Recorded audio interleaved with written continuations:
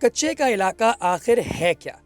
دوستو، جب دریائے سندھ مونسون کی بارشوں کے دوران پوری طرح سے پھیلتا ہے تو پانی دریا کے دائیں اور بائیں طرف پھیل کر حفاظتی بندوں تک پہنچ جاتا ہے۔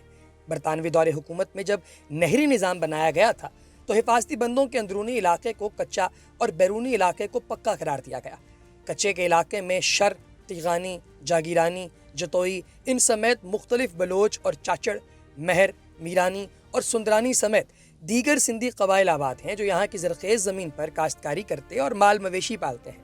کچے کے علاقے کی زمین محکمہ جنگلات اور محکمہ ریونیو کی ملکیت ہے جو کسی کو باضابطہ طور پر الاٹ نہیں کی گئی۔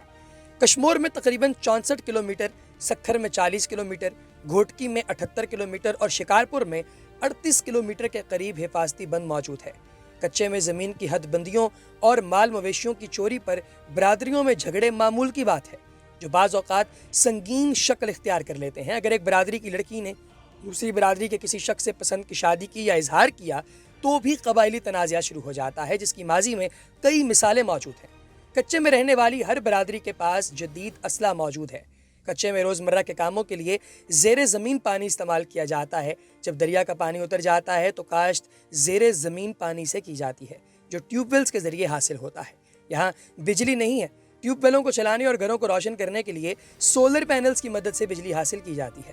یہاں بسے ڈاکو بڑے قبائل کے لوگوں کو تنگ نہیں کرتے، جبکہ چھوٹی اور غریب آبادیوں سے بھتہ لیا جاتا ہے۔ سندھ اور پنجاب کی سرحد کے درمیان واقع کچے کا علاقہ، جہاں ڈاکو راج آج سے نہیں گزشتہ کئی دہائیوں سے چل رہا ہے، شمالی سندھ کے اضلاع کشمور، کندکوٹ، گھوٹکی اور شکارپور میں ڈاکوؤں کے زیر اثر کچے کے علاقے تمام تر حشر سامانیہ سمیٹے ہوئے ہیں۔ یہاں ڈاکو ہیں، اسلحہ ہے، جرم کی داستانیں ہیں، اغواکار ہیں، مغوی ہیں، پولیس کے کمانڈو ہیں، پولیس افسران ہیں۔ سندھ کو پنجاب اور بلوچستان سے جوڑتے سرحدی راستوں، قومی شاہراہوں اور ذیلی سڑکوں کو یہ کچے کے ڈاکو اپنا دائرہ کار سمجھتے ہیں۔ ٹیکنالوجی اور نئی سڑکوں کا جب تک جال نہ تھا تب تک کچے کے ڈاکو انہی راستوں پہ گھات لگا کر نیم شب کے مسافروں کو لوٹا کرتے، خال خال یا اغوا برائے تاوان کی وارداتیں بھی کرتے تھے۔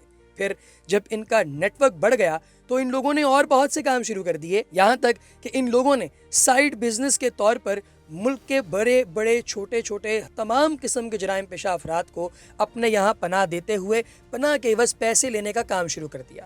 ہنی ٹریپ کر کے لوگوں کو جھانسا دے کر اغوا کرنا اور رقم لوٹنے کا کاروبار بھی یہاں سے شروع ہوا۔ ہنی ٹریپ ایک نیا ٹرینڈ ہے۔ حالیہ سالوں میں کچے کے ڈاکوؤں نے اغوا برائے تاوان کے لیے ایک نیا طریقہ اپنایا ہے۔ یہ طریقہ دنیا بھر میں کسی کو بھی اغوا کرنے کے لیے اپنایا جاتا ہے۔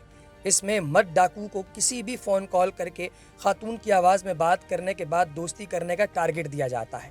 بعد میں انہیں ملاقات کے لیے کسی مخصوص جگہ بلا کر اغوا کر لیا جاتا ہے۔ کچھ عرصہ قبل سندھی زبان کے ایک ٹیلی ویژن چینل کو دیے گئے ایک انٹرویو میں ایک ڈاکو کو خاتون کی صاف آواز میں بات کرتے دیکھا گیا۔ کیسا ٹیلنٹڈ ڈاکو ہے دوستو! خاتون کی آواز کی کشش پر کراچی، پنجاب اور خیبر پختونخوا سے لوگ آ کر ڈاکوؤں کے ہاتھوں اغوا ہو چکے ہیں۔ سکھر پولیس کے مطابق گزشتہ 2 سالوں کے دوران شمالی سندھ کے مختلف اضلاع میں 300 سے زائد لوگ خاتون کی آواز سن کر اغوا ہوئے۔ ان میں 50 سے زائد لوگوں کو پولیس نے بازیاب کرایا اور کئی افراد کو خاتون سے ملنے سے پہلے ہی بچا لیا گیا۔ سستی گاڑیاں بیچنے کے نام پہ دھوکہ دہی کی وارداتوں میں کچے کے ڈاکوؤں کا نام آیا۔ پاکستان میں کلاشنکوف پہلے سندھ کے ڈاکوؤں نے استعمال کی اور بعد میں پولیس کے پاس پہنچی، اور کلاشنکوف ملنے کے بعد ڈاکو طاقتور بن گئے اور جرم کرنے میں مزید آسانی ہو گئی، جبکہ پولیس اور دیگر فورسز سے لڑنے کے لیے ڈاکوؤں نے راکٹ لانچر اور دیگر بھاری اسلحہ بھی خرید رکھا ہے۔ سندھ کے ڈاکو جدید ہتھیار افغان پناہ گزینوں سے خریدتے تھے یا پھر سمگلرز یا بلوچستان لیویز فورسز یعنی قبائلی پولیس یا سندھ پولیس کے کرپٹ افسران سے خریدتے تھے جو انہیں سرکاری اسلحہ بیچتے تھے، کیونکہ ڈاکو ہتھیاروں کی قیمت مارکیٹ ریٹ سے زیادہ عطا کرتے تھے۔ اس سے یہ ثابت ہوتا ہے کہ کچے کے ڈاکو ازل سے نہیں بلکہ تیار کیے گئے ہیں۔